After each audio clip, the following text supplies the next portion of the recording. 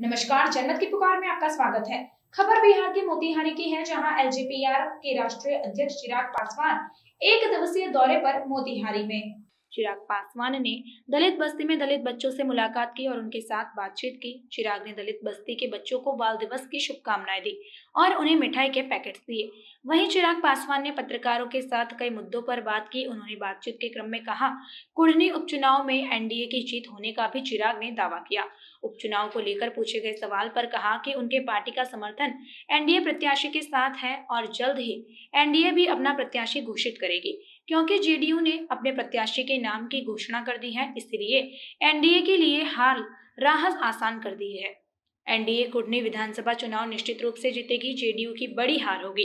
पहले भी जब हम लोग अकेले चुनाव लड़े थे तो जेडीयू के आधे से ज्यादा प्रत्याशियों को हराया था। इस बार तो बीजेपी भी साथ है। साथ ही उन्होंने बिहार में शराबबंदी को फेल बताया। उन्होंने आरक्षण को पूर्ण रूप से समाप्त करने के सवाल पर कहा कि आरक्षण रहना चाहिए और जिस सोच को लेकर आरक्षण लाया गया था उसके पूरा होने तक उस पर चर्चा नहीं होनी चाहिए। चिराग पासवान ने 50% के आरक्षण बैरियर को खत्म करने पर कहा कि आरक्षण के आधार अलग अलग हैं। SC, ST और EWS को मिले आरक्षण का आधार अलग है, इसलिए बैरियर टूटने की बात नहीं है। इस पर सुप्रीम कोर्ट ने भी कहा कि आरक्षण को पूर्णतः समाप्त कर देने के पर सवाल कहा कि आरक्षण को पूर्ण रूप से समाप्त नहीं किया जाना चाहिए। इस मौके पर प्रदेश अध्यक्ष राजू तिवारी, जिलाध्यक्ष धरणीधर मिश्रा समेत कई पार्टी नेता मौजूद थे। बिहारी फर्स्ट अगर आप मेरा विजन डॉक्यूमेंट अगर आप पढ़ेंगे, उसमें ऐसे ही खास तौर पर देखिए ज़रूरत और बड़ी बात यह है कि बिहार की एक बड़ी आबादी ऐसी ही परिस्थिति में है। भले वो अब आप उसको जाति से जोड़ लें या किसी धर्म से जोड़ लें, बट एक बड़ी आबादी है जो कि आज भी हाशिए पर है। और मैं मानता हूँ कि भाई जात पात धर्म मज़हब नहीं, हिंदुस्तान में अगर कोई एक फ़र्क है, कोई एक भेद है तो वो इतना कि एक अमीर जो अमीर होता जा रहा है, दूसरा गरीब जो गरीब होता जा रहा है। और इस गरीब वर्ग में आपको हर जात पात धर्म मज़हब के आपको लोग मिलेंगे। जब तक इनको आगे नहीं बढ़ाया जाएगा, मैंने बार बार अपनी योजनाओं में पर कैपिटा इनकम, प्रति व्यक्ति आय को बढ़ाने का मैंने जिक्र किया। जब तक हर हाथ में काम नहीं मिलेगा, जब तक हर हाथ में ज़्यादा इनकम नहीं आएगी। किसानों की परिस्थिति देख लीजिए भाई, कृषि प्रधान प्रदेश है हमारा, किसानों की क्या बदहाल परिस्थिति है। यहाँ पे खाद्य का आप देख लीजिए मामला, रह रहकर किस तरीके से उसमें परेशानियाँ किसानों को आती हैं, मजदूरों की अपनी समस्याएं हैं। तो हर वर्ग को आपको साथ लेकर चलने की ज़रूरत होगी, जिसका मैं दोहराता हूँ, मैंने बिहारी फर्स्ट में हम लोगों ने सिर्फ समस्या ही नहीं, समाधान का भी हम लोगों ने उसमें जिक्र किया। मैं तो इस संबंध में लंबे समय से कहता ही आ रहा हूँ, पर अब मेरी बातों को बल देने के लिए जनता दल यूनाइटेड के खुद के नेता सामने आ रहे हैं। जिस तरीके से उनके संसदीय बोर्ड के अध्यक्ष उपेंद्र कुशवाहा जी का बयान सामने आया, या जिस तरीके से कांग्रेस के नेताओं का बयान सामने आया, देखिए ये हकीकत किसी से छुपी नहीं है कि शराबबंदी पूरी तरीके से विफल है। आप बिहार के किसी भी पंचायत में चले जाइए, ग्रामीण आपको खुद बताएंगे कि भैया कहाँ पे शराब बिकती है या कहाँ पे शराब बन रही है। मुख्यमंत्री नीतीश कुमार जी की इस योजना की विफलता के कारण बिहार में तस्कर खड़े हो गए। सीमावर्ती इलाकों में जाइए, आयात होता है शराब का। ग्रामीण क्षेत्रों में चले जाइए, निर्माण होता है अवैध शराब का, परिणाम स्वरूप उसमें जहरीली शराब भी बनती है और जिससे कितने निर्दोष मारे जाते हैं। पर ऐसे में मुख्यमंत्री जी को अपने गिरेबान में झांक कर अपनी गलती कभी नहीं दिखती।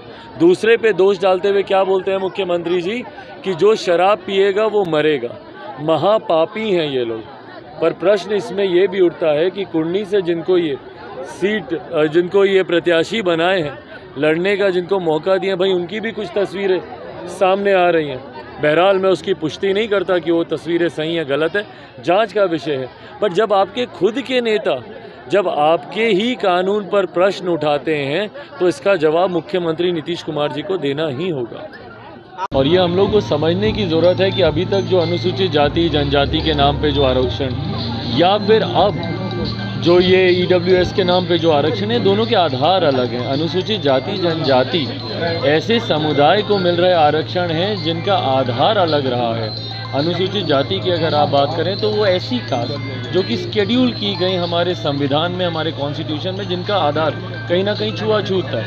वहीं शेड्यूल ट्राइब्स, ऐसी जातियाँ जिनका आधार कहीं ना कहीं उनकी वेशभूषा, उनकी बोलचाली उसके आधार पे बना। और यहाँ पे जब हम लोग EWS की बात करते हैं तो इसका आधार पूरी तरीके से अमीरी गरीबी को देखते हुए बना है। तो ये आधार तीनों अलग हैं, तो इसमें कोई बैरियर, जिस तरीके से सुप्रीम कोर्ट ने भी इसी बात का उन्होंने जिक्र किया यहाँ पे कि कोई बैरियर टूटने की बात नहीं, आधार पूरी तरीके से अलग है।